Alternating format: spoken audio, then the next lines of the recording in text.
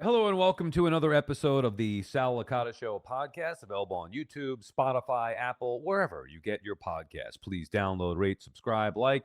I believe it helps us out. But if you don't like the show, then you don't have to do any of that stuff. Let's get right into it as we begin here on this Tuesday following the Super Bowl, looking ahead now to spring training, to the baseball season, which is for me my most favorite season of the year. I mean, I love football, don't get me wrong, love September, love the postseason, all that, but the excitement of spring training, knowing that you have your team for 162 games, God, the majority of nights, there's nothing better than that. I remember being obsessed with the magnetic schedules, throwing them up on the fridge, and knowing that every night you got a game to look forward to. And between both the Mets and Yankees, obviously, we should be covered throughout the course, of the spring and on into the summer, all the way from April to September and hopefully on through October with both these teams, which should be the expectations. And, we start with the Yankees, who are running it back, even though they say they're not running it back. I don't know how Brian Cashman can look at us with a straight face and say, we're not running it back. It's not the same exact team.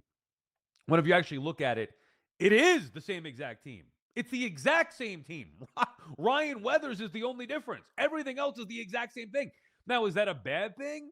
Not necessarily, because the Yankees were good last year. I think there's this thought, if you knock the Yankees, or any team, but in this particular case, the Yankees, if you knock the Yankees, you don't think that they're good enough. Well, okay, there are, various degrees to that conversation. They were very good a year ago, winning 94 games, and they'll let you know about that. They believe in their team. That's why they're running it back, even though they say that they aren't. We're not running it back. Let's bring back Paul Goldschmidt. Like everybody else, they bring back the exact same guys. Cashman says they're not running it back. Anyway, they won 94 games a year ago. Okay, was it good enough to win the division? It wasn't. Was it good enough to win in the postseason? It wasn't. But they believe that the team that they acquired or assembled after the deadline is going to be a team that's going to be better than what they had the majority of last year. And hard to argue against that when you look at the landscape of the American League, because I do believe the Yankees can be one of the best teams in baseball and certainly in the American League. Maybe even better than Toronto. I mean, Toronto did add Dylan Cease, but they lose Bo Bichette. Are they definitively better? And who knows? After getting into the World Series last year, are they going to perform the way that they did up and down that lineup a year ago? Maybe. I mean, the way that they won would make me think that it's more sustainable and different than the Yankees. But I also thought that the Yankees were going to crush them a year ago, and it didn't happen. So do I think that the Yankees could crush them this year? Maybe. I mean, we'll see. My biggest issue is not even with the Yankees just running it back, because I think that sometimes it's okay to run it back. If you believe you have a good group and saying, you know what, well, last year we lost because of this or that, and this year we're getting healthier, and this year we have the full group together. Like Boone said that many times. He told BT and I at the live show. I'm pretty sure he said it everywhere else, either after the fact or before the fact, that he thought going in to that postseason, that was the best group that he's had to work with, including the team that got to the World Series the year before. So you're talking about from 2018 on, those Yankee teams, Boone believed in last year's team. They were healthy. They had the talent. They had versatile pieces, different matchups. He felt that was their best shot that they've had. And it just didn't work out for them. And their words saying ran into a buzzsaw with the Blue Jays. And they're going to bet that that's not going to happen again with Toronto. Give us another crack at the Blue Jays. We'll be better. Return of Garrett Cole, full season of the other guys we mentioned before. Okay, great.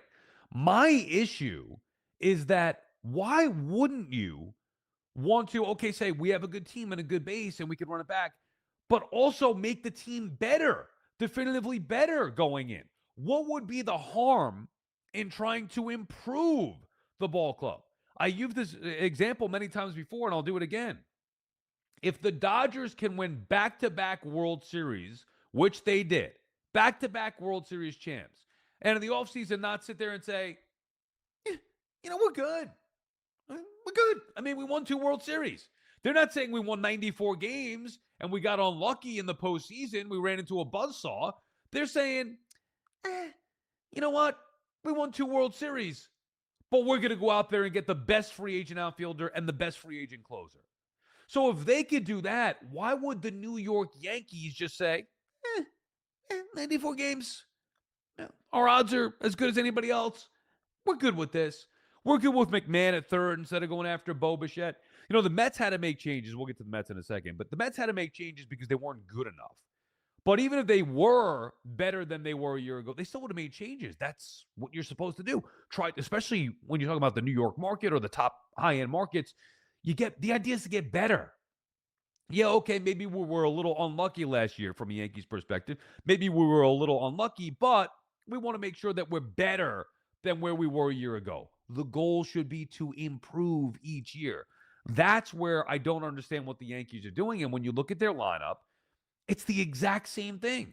Judge in right, Grisham in center, Bellinger in left, Stanton at DH, Rice/Goldschmidt at first, Jazz at second. Shortstop's going to be Volpe eventually, but it's Caballero to start. Third base is McMahon. Wells is catching. It's the same exact thing. The rotation banged up for the first month of the season, but ultimately the same thing. And the rotation, I think, is going to be very good. And you can say, well, Cole's coming back. Okay. Well, you're going to factor in Cole coming back, which is great. But then what happens if somebody else gets hurt? What? It's going to be perfect? Like, the idea I hate, I despise when teams do this. The idea that what happened last year is going to happen again this year, just with the addition of other stuff, makes no sense whatsoever. It was a thought process from some Met fans from 2024 to 2025 where, okay, well, they made the NLCS a year ago, and look at all that had to go right for them to do that. Now they add Juan Soto, they should go to the World Series. You do the math. They were good enough to get to the NLCS. Now they just added one of the best players possible in the sport, and they should go to the World Series. Well, it doesn't work like that. Obviously, the Mets miss the postseason because from year to year, you have no idea what you're going to get. So you can't just say, well, the Yankees are going to do exactly what they did a year ago and now add Garrett Cole on top of it. No, it doesn't work like that. And I'm sure the Yankees will add in season at the deadline. Brian Cashman's always aggressive, so I'm not worried about that. And I do believe that going in, they're one of the few teams that could actually compete with the Dodgers and win a World Series and be a top team in the American League. No question about it. And you know what? If I had to bet on it, even though I saw what I saw last year, I'd bet that the Yankees would be better than the Blue Jays, whether it's winning the division, getting them in the postseason. Something about Toronto's game I just don't trust is sustainable. I need to see them do it again before I just say, you know what, they're going to be better. Because the Yankees are scary with their lineup. Best lineup in baseball last year. Even better than the Dodgers. Look at the numbers. So I do believe in it to a certain extent. I just don't know why they wouldn't want to go over the top. Even something as simple as Edwin Diaz. Why in the world would the Yankees have not have been in on Edwin Diaz last year? That makes no sense to me. Or Bo Bichette. Why in the world would there were reports of the Yankees inquired about it, but what, can they not afford it? Do they not want to get involved in that? Other teams are making big moves, the high AAV, whatever it may be, and the Yankees are just like, we'll go with McMahon. And his being a strikeout machine. Will he improve? Probably, because you can't be any worse offensively, but is he as good as Bo Bichette? No. Jazz Chisholm, same thing. Okay, puts up gaudy numbers, too many empty at-bats. Like the Yankees are just content with doubling down on guys and running it back again. Now, two more things as it pertains to the Yankees.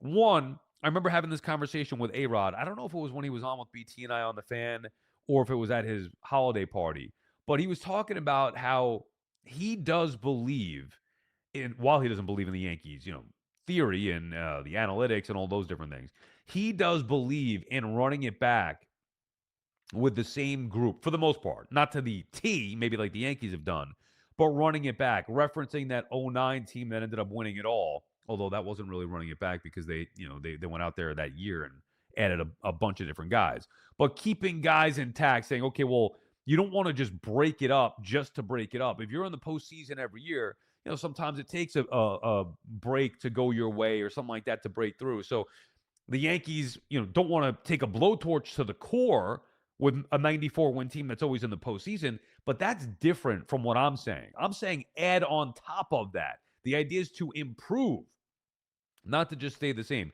But there is, to A-Rod's point, there is something to be said about, okay, keeping it with Judge and Bellinger and Grisham and, keep that group, that core intact, and Stanton, I guess, keep that group intact.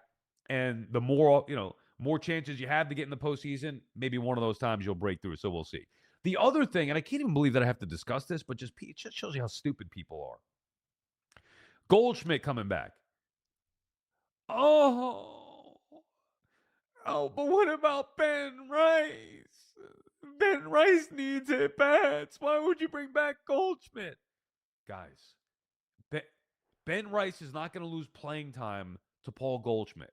Goldschmidt's there to be a right-handed bat, veteran presence, defensive guy. Like it's a nice compliment to Ben Rice. The Yankees are very high on Ben Rice, as they should be.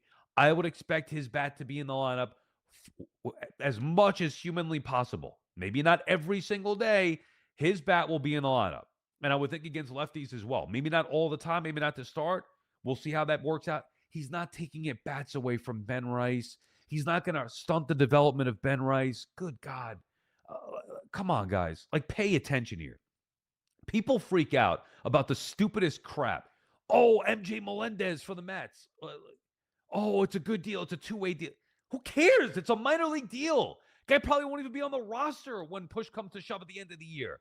If the Mets do make the postseason, he won't be there. Like, relax.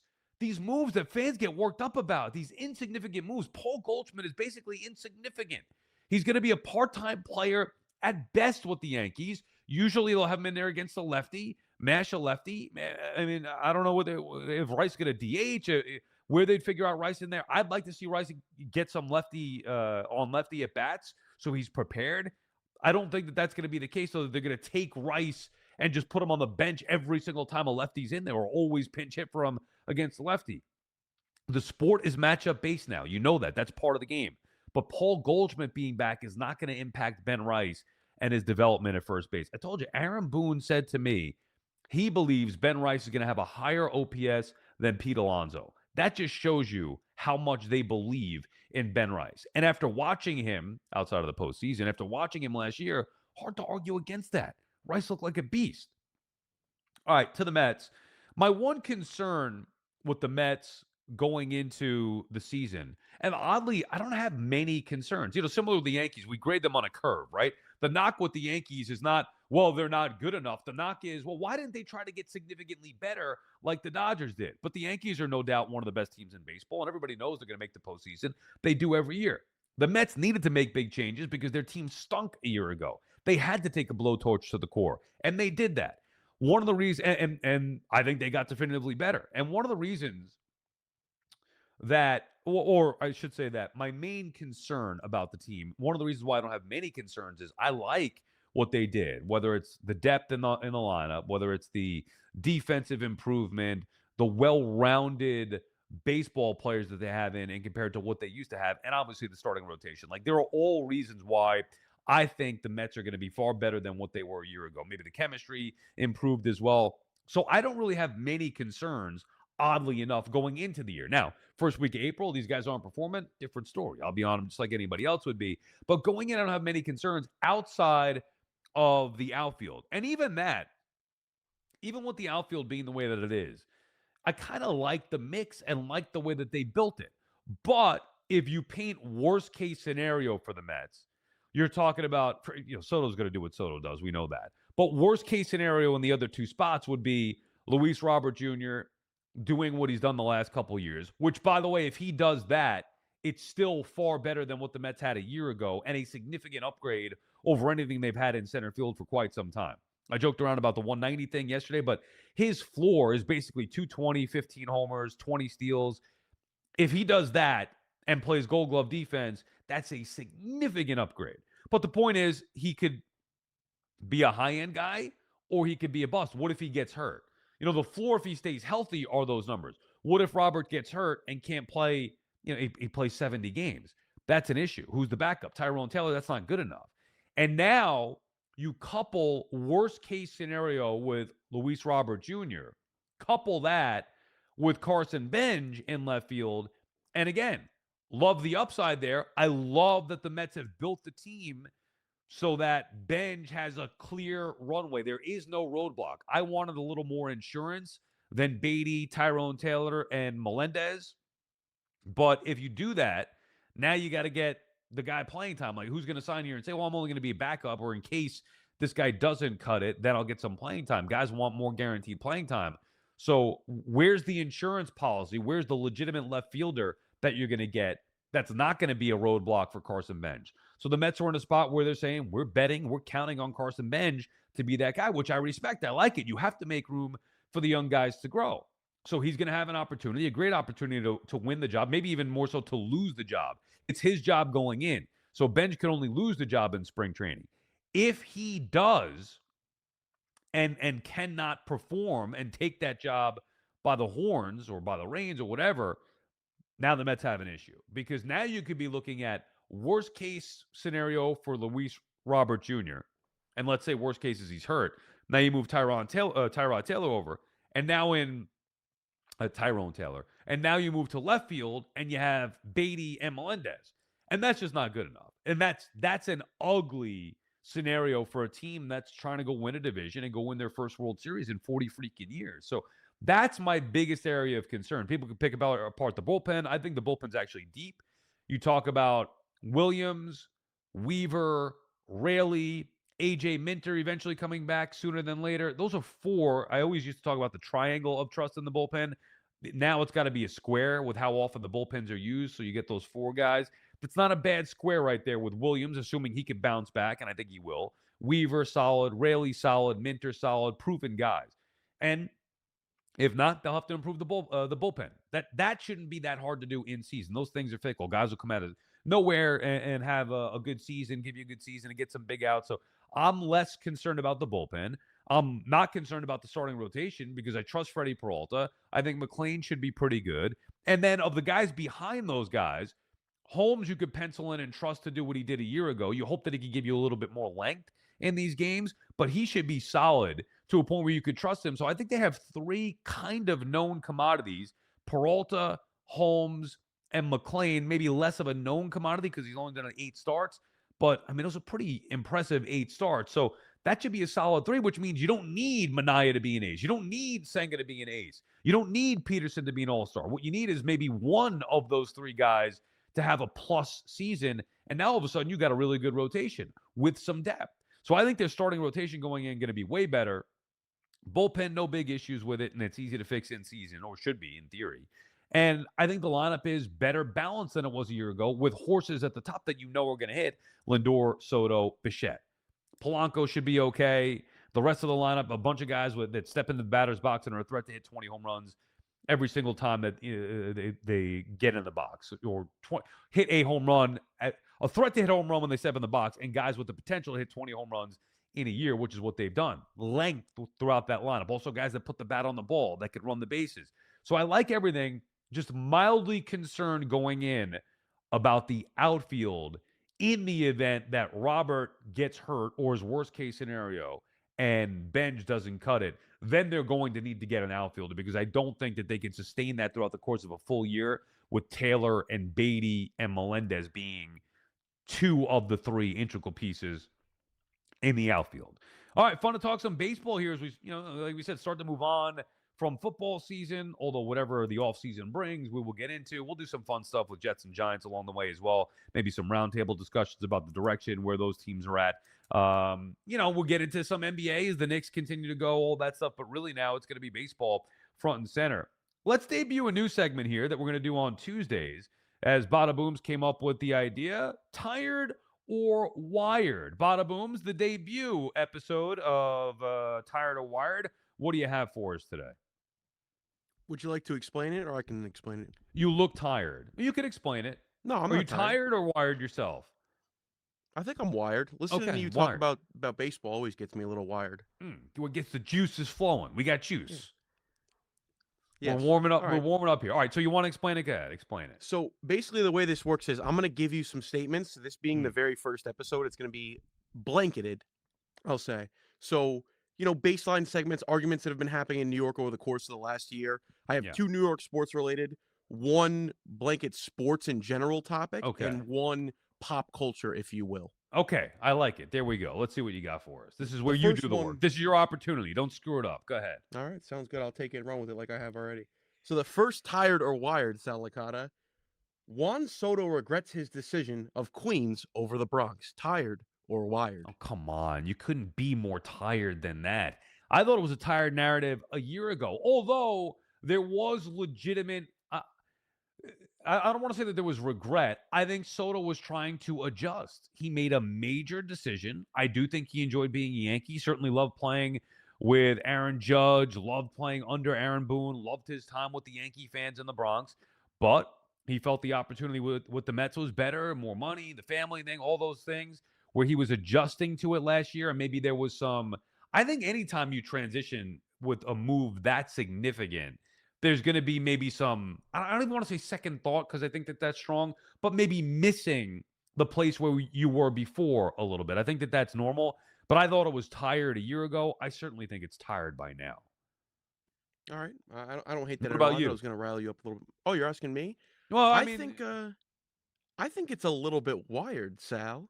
He get the loves hell out posting of pictures here. of him and Aaron Judge. Get the hell out of here. I know he did something recently too with Judge talking, man, Eh, all right, he likes Judge. I mean, whatever. It is what it is. that's a tough one because I think you can make a case for it being in the middle.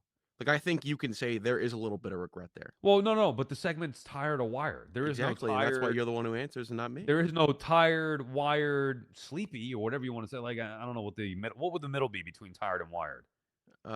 Juiced? Yeah, I don't know. Anyway, all right, number No. 2. What do you got for us? So I feel as for like the I've had recent this segment before, but no, this is the first one. Go ahead. the recent success of the New York Knicks, a lot of people like to claim now that New York City is a basketball town, Sal. Is that tired or wired? That is also tired. I think that's a very good question because I've heard that before. Matter of fact, I think I've had that discussion with BT. He would always say that even before I was together with him, saying that it's a basketball town. You know, he gets more into the St. John's and all that stuff, which is included along with the Knicks. I think New York loves basketball. I mean, we're a sports town. Obviously, we love football as well, but New York, as I've known it, and continue to know it, has always been a baseball town, dating back to the Dodgers, Giants, Yankees. Like that's where it's been a baseball town primarily, where you had those three teams in it. And then even when the Giants and Dodgers bolted for Los Angeles and San Francisco, respectively, or California, whatever, bringing in the Mets back into the equation. It's always to me been a baseball town. It doesn't mean that we don't love basketball just as much in some cases or love football just as much. But the idea, you're right. New York has never been associated with being a football town. It's usually a baseball town or a basketball town. But I would say that there's no question about it. It is a baseball town first. Even if the Knicks, when they were great in the 90s, same thing. Baseball town. It always was, and I believe that it always will be a baseball town first. So I think that that's tired. I would just like to add on to your point there about the Yeah. baseball thing. I think a lot of that is derivative of when the football teams came here, where were they playing? Well, Yankee Stadium and They were Shea playing in Stadium. Yeah. baseball Yeah. stadiums. Yeah. So it all revolves around that. But I like that answer there, Sal. Last sports related one, then we'll go to kind of Okay. random Oh, I all over like it. So pop you got culture. 4 for us. Yeah, 4 do you like title it? water. I like that. Yes. Go I li- ahead. Thank you, Sal. The third one is not New York sports related, but the question is, or what's the phrase I should say? Sports gambling has ruined the way people talk about sports. Sal, tired or wired? Hmm.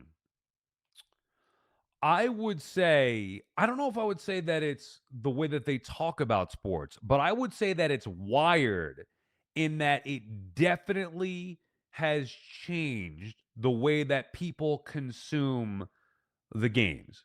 I'll give you an example. So this Sunday, Super Bowl Sunday, I wanted to get into, I was in the mood, Super Bowl Sunday, whatever, getting excited about it. Knicks on at 12:30. I did my first, I don't even know if I've done this ever, but certainly this year, my first Knicks bet with like props. Normally I'll bet the Knicks, I just bet the Knicks straight up or bet the Knicks in a series, whatever it may be. But I bet Jalen Brunson, a big bounce back game for him after what happened in Detroit. So I bet Brunson to have 4 or more 3-pointers and to score 29 or more points. Plus, I parlayed that with the Knicks just to win the game.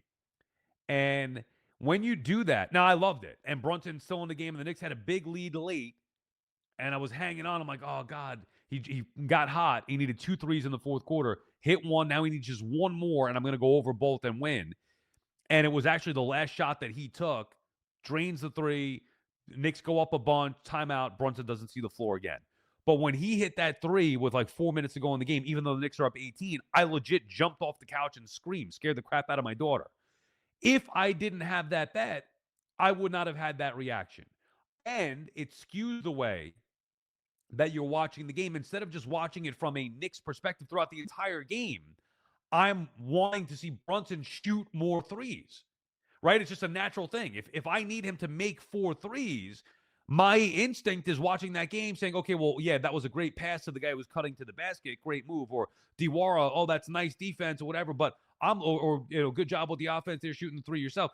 But I want to see Brunson shoot as many threes as possible because I want to get that bet. So gambling, while it may not have been always legal, it was mostly pick a side, right? Total or a side, which doesn't really change the way you watch a game. You're just rooting for one team. That's how sports fans watch the game. You're rooting for a team. With the way that it's evolved here and all these props and player props and same game parlays, I don't think there's any question about it. And fantasy as well. I can remember watching a game one time where I needed Brian Westbrook of the Eagles. Just I had him in fantasy and I needed the points. So even though the Eagles were getting smoked, they kept dumping it off to him. 1 point, 1 point, every reception, 1 point. And I was just rooting for that. It skews the way I've watched the game. So I don't think it's anything new. I don't think it's gambling companies' fault. I just think that since fantasy and now with the same game props and player props, I definitely think it skews the way that you watch a game. Yes. So you Wired. would say that's wired. Okay, perfect. Wired. So Yeah. right now you got 2 tireds and 1 wired so Do you have far. anything to add on that? Like, does it skew the way you watch a game, if fantasy wise or anything? You have nothing to add, or I do have something to add real yeah, quick. You and Baldy, yeah, yeah, Brian Baldy, you guys have a great take that you both use a lot, and I don't know if you got it from him, but the sake of with fantasy and all that becoming huge and having its rise, NFL fans kind of look at the game differently where you have to draft receivers early. You have yeah, to draft these high skill guys, running backs. And that's not how the game of football, or that's not how a team is created in football. Like normally those skill players are the last ad. You start on the inside and work your way out. yeah, I inside always out. like No, that take a lot. yeah, inside out. I've been saying that for years, so I'm glad Baldy says it because it brings some merit to what I was saying. I don't know where I learned that exactly, but years ago I always said the same thing. You want to build your team. Everybody gets caught up on the fantasy stuff. No, build like that's why I liked what the Jets were doing, trying to build the team inside out. Don't get caught Mhm. up. When they took instead of taking the tight end, they took Fashanu or whatever, Yeah. whatever. Build inside out. All right, go ahead. Well, last one here. Tired or wired? Yeah, so this is not sports related at all. It's pop culture related. I can break it down a little bit more if you want me to. The cinema is dead, Sal. Is that tired or wired? That's tired, dude. You mean like going to the movies? I think it's all encompassing of going to the movies, the movie watching experience, because a lot of it happens at home, and concept of new films. So it encompasses those two things. A lot Hmm. of movies now are remakes, or they're playing on to thought processes that have already been seen, featured, or I'd like be curious to get sequels. your take on this when I'm done as a 22-year-old perspective. I think that's tired. As much as I love sitting in my room watching movies on the big screen or whatever, like I enjoy that more than anything. Love it. But I still love going to the movies. It's a different experience. My issue is, with our daughter, it's a pain in the neck. You have to get a babysitter. Now that's an extra expense.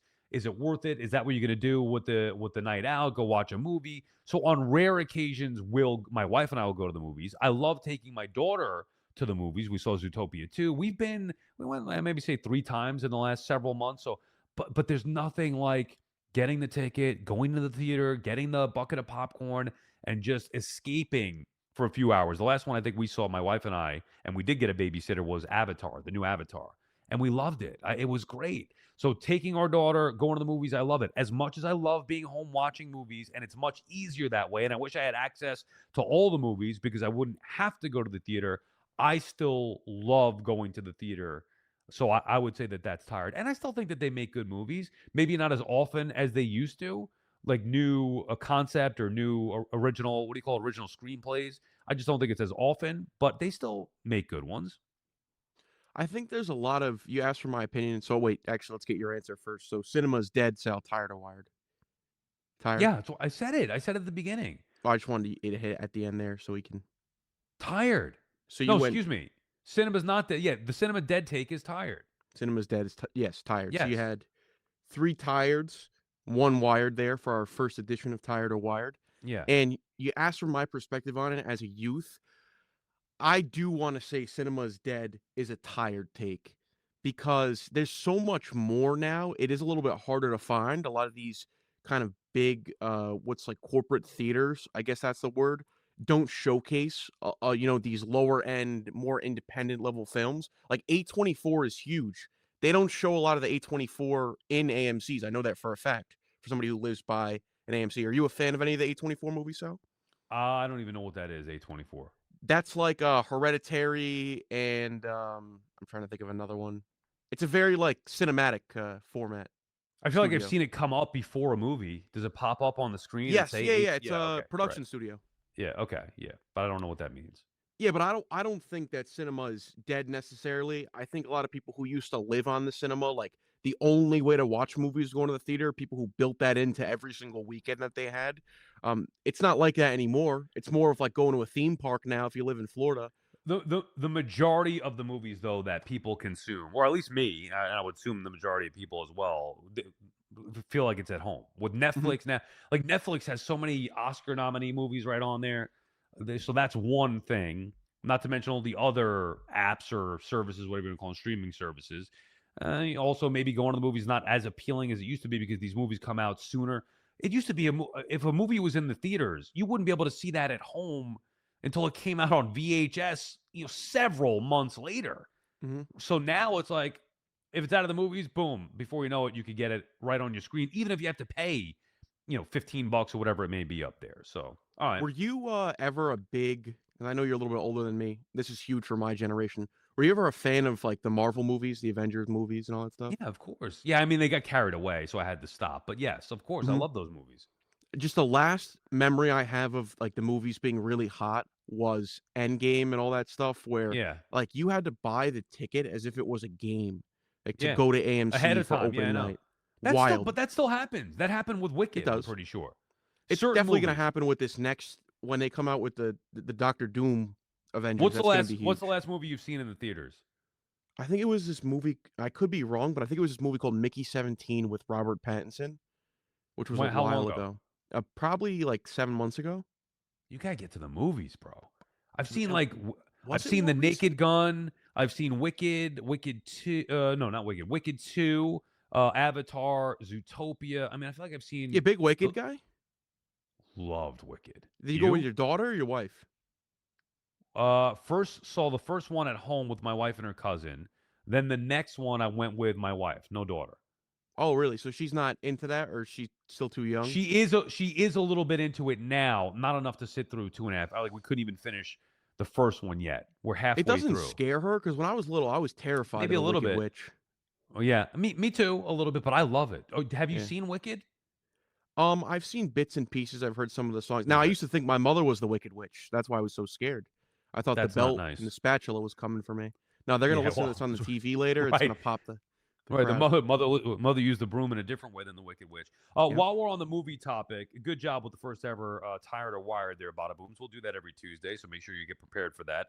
We'll do a little Sal flicks here. I've been watching a ton of movies. 'Tis the season, and I saw Song Sung Blues. Have you heard of that one? Oh, I gotta see that. That has my boy in it. Who? Wolverine. Uh, yeah. Okay. Right. So, Kate Hudson, Wolverine. I'm writing that I down, wasn't. Sal. I gotta watch. I might watch it later. Now, I wasn't gonna see it. Do you know what it's about? When I see Huge Ackman, I do whatever I can to watch his Okay, films. but it's not vintage. He was good. He was very good in it. So it's based on a true story about a Neil Young cover band, Hmm. and Kate Hudson's his love interest. She's the one who inspires him. True story, dude. It was so good and almost so unbelievable in certain ways. I highly recommend it. It wasn't the True best movie that I've story. seen. Right now, I'd still go One Battle After Another, Frankenstein. Hamnet was really good. I just saw that one too recently. I thought that was very What's good. that? Hamlet? Hamnet. Who's in that? I don't know, but it was good. I couldn't tell the actors. So this Song Blues movie, though, I don't know what happened. There was a part. You can I give a spoiler real quick or no? Yeah, yeah. All It's mezcals in that just movie. just just put on the earmuffs. there's a part in the movie. So it's based on a real, it's a true story about a Neil Young cover band. There's a part in the movie where, oh, I feel bad giving a spoiler now. I can't hear you, Badabooms. You shut your mic off. Yeah, I have you very low right now in my ears, so I was gonna just turn it off when. All right. So spoiler alert, real quick. All right, I'm There's a lowering you. part in the movie where Eddie Vedder calls Hugh Jackman, the Neil Young, I forget his name in real life, whatever it is, but calls Hugh Jackman to ask him to open for them before a concert in Milwaukee, which is where they became a big thing. And for some reason, you could turn it up now, Bada Booms. You can spoilers over. Okay. For some reason, I started to cry while watching that. I don't know what the hell is wrong with me, but just like the fact that this guy who's been grinding it out forever finally got a huge break, I couldn't control myself. Like not like weeping badly, but I was like, what's happening? I'm an emotional person, but I didn't think I would be tearing up during songs sung blues. Anyway, it was a good movie. And if you like Hugh Jackman, if you like Kate Hudson, she was terrific in it. That's And just kind of like you overall, crying for me, Sal. Like, guy who grinding it out, waiting for an opportunity, makes his own. right. Right. I don't Yeah, I like bada remember. booms. I'll never forget the first time. Like the equivalent for you would be like when I first called you, or when we first called. But for me, I'll never forget the first time Eddie Schizzeri called, and I was like, well, "He called my house." My mom's like, "Oh, it's Eddie Schizzeri." I was like, "What? The Eddie Schizzeri?" And I knew right then and there that my life would change because that was the internship, the opportunity to get the internship, and then I worked my way up ever since. And here we are doing a podcast after He's getting hanging up fired the by the boots family. this year too. The great Eddie Schizzeri. Yes, I know. A couple of things before we get going. Did you get my Bad Bunny joke the other day? Did you get the No. joke that I Oh, posted on about X? yeah. You don't speak Spanish, but he's speaking your language. Did you know what that meant? Yeah, it was a softball, was it not? I thought so, but I don't think many people got it. So let me hear you explain what you think that I meant. So you don't speak Spanish, but he was speaking your language. I thought that's very Okay, how? How like was he through speaking? music, through the ladies dancing on the There stage. you go. Like I mean, it was a clear, I love the whole performance, don't get me wrong, but it was a clear joke about talking about how we may not speak the same language, but we're speaking the same language as it pertains to the women. I mean, good God. Come on. that was like Come on, hitting bro. Devin Williams in the eighth inning with a 2-run lead. I mean, that was Yeah, I mean, easy. come on, dude. It was a layup, but some people did not get that. And I love the whole performance as I went over yesterday. So much so that I was listening to Bad Bunny all day long. I'm trying to learn the songs, man. I like it. Put me in a good mood. I have no idea what the names are, but I'm trying to learn some of the names of the songs. You But I ever was seen him listening to wrestle? who? You ever seen him wrestle? Oh, yeah, a little bit. A little bit. He's great. That match with Damian Priest in Puerto Rico was. Damian Priest, a great dude. We had I him in love studio, Priest. BT, a big Yankee fan, Priest. We should get him on at some point. Big But Yankee yeah, fan. he He's a shot caller too, Sal. I don't know if you're familiar with this game. I am. He's Shot he's caller. a um he's a legit friend with Bad Bunny. Did you see some of the stuff that the Pauls were tweeting? So I guess Jake Paul had some polarizing tweet which was anti Bad Bunny performance, and then Mhm. Logan Paul, who I'm sure I don't know if he's ever crossed paths with Bad Bunny in the ring, but I don't think he right, has, but I think they're working an angle. I think that might be what it is. maybe something I was thinking, okay, fair enough. Maybe they're working an angle, but it's, he had to then come out and defend, saying, I love my brother, but I think he's wrong for this. Who's working an angle? The Pauls with I each think they're other? Or trying to get Jake Paul into it because his boxing career is like whatever it was, it's slowly fading because he finally faced real competition and got his ass beat. so now he's going to So be he's going to transition into wrestling, and your boy Triple H loves Jake Paul. So I don't doubt that he doesn't love. Well, he loves Logan Paul. I don't doubt that stay he tuned doesn't for love his that. brother. Before we go, I have a confession to make. So remember Nia Long and the stuff that we were talking about the other day? Hmm. We met and it was really quick, and then she had to go, whatever. But she did say to meet her son who was there and maybe talking about like, hey, maybe he should get an internship at SNY. I'm like, yeah, whatever you need. I just ripped my microphone cord out. I go, yeah, whatever you need. Whatever you need. Sure, let's do it. We'll get him an internship, no problem. And then then that was it. Like we left. Hmm. And I didn't really have any way of contacting her. So I followed on Instagram and I DM'd her. I slid in the DMs of Nia Long. It go down in the DM, Sal. It go down. And I didn't get a response. Oh. Maybe no surprise. But I said, hey, Miss Nia Long, Sal here. We just met. Nice to meet you. If you want to get your son an internship, please let me know. I mean, I had to take a shot, no? How many followers does she have on Instagram? What? How many followers does she have on Instagram? Over 1 million, I think. That's never getting seen, brother. I That's know. never Well, getting that's what I'm seen. saying. I know, but I had to You take my shot. you remember what I had to do to get to you? Yeah, I know. Yeah. So, I mean, well, maybe you could get her attention because you got my attention. Maybe you could somehow get, I know it's going to be more difficult, That would take a lot but she more did ask. work. What am I supposed to do? Just let it go and be like, oh, yeah, man, I thought I was doing the right thing by following up. No, it's not. You're not wrong, but you're just never going to get a response. You're hopefully optimistic there. It's all right, just like a Jet fan. Yeah. All right. Can we go back to one thing real quick? Yeah, and then I I gotta wanted go. to Come see on. if you could sing a Wicked song for me. Can I just get a little snippet, little piece? My favorite song, and I'm going to eventually do a remake of this. I have the lyrics already going. My A favorite song remake? is Popular. Yeah. Yeah. What do you mean remake? Yeah, I want to do a remix of it. There's a remix beat of the song Popular. Do you know that song Popular? Yeah, I'm familiar. Are you? Yes or no? Don't Yes, lie. yes, I am. I am. Okay, it's I'm from not the going to sing first it. one. It's Yeah. from the first one. Yeah. Can you sing So it? I love that song. No, I'm not going to sing it. I love it. And it was so inspirational that I want to do a remake. And now this has been going on for a year. I actually got to take the time to sit there and do it. Are you First I have to get serious? somebody first I have to get somebody to make the beat that is usable. But I have the lyrics that I want to do to make a remake of the song Popular because it was done before by some guys who I love the beat that they use, but I thought the lyrics were awful. So I think I could do it better. Yeah. So this rap thing is real. It's not real, but it's, Yeah, but we're I going to told you put I it did. out there for people? Yeah. Yeah, All right. if I could get it done, yeah. I mean, I actually have to do it. I'm not going to give empty promises, but it's a goal of mine to record that song, do a remake of it with the beat that those guys use, but just do it with better, more inspirational Why lyrics. that song? Out of all the songs you could cover or spit over? Because because I like the song, and Mhm. then I think you could tell a great message within that song. And the remix Oh, beat that the guy had was great. I'll you're send it trying to to you. be It was really good. inspirational with it, not like spitting Well, yeah, bars I mean, about the song got my attention, and then I don't know how I was put onto the remake of that song, but then that got my attention, and then I was like, I just started to write stuff down or So type no it in my line from the notes. song? You're not going to give us No, a line? No. no, I'm not going to give you a line. All right, Okay. that does it, Badabooms. See you later. Good job. Tired or Wired every Tuesday. That does it for episode whatever on another episode of the Sal Licata Show podcast. We'll be back again tomorrow. Every weekday, new, fresh content. So we'll have a new episode for you again tomorrow. Enjoy the rest of whatever day it is that you're listening to this. We'll see you next time. Bye.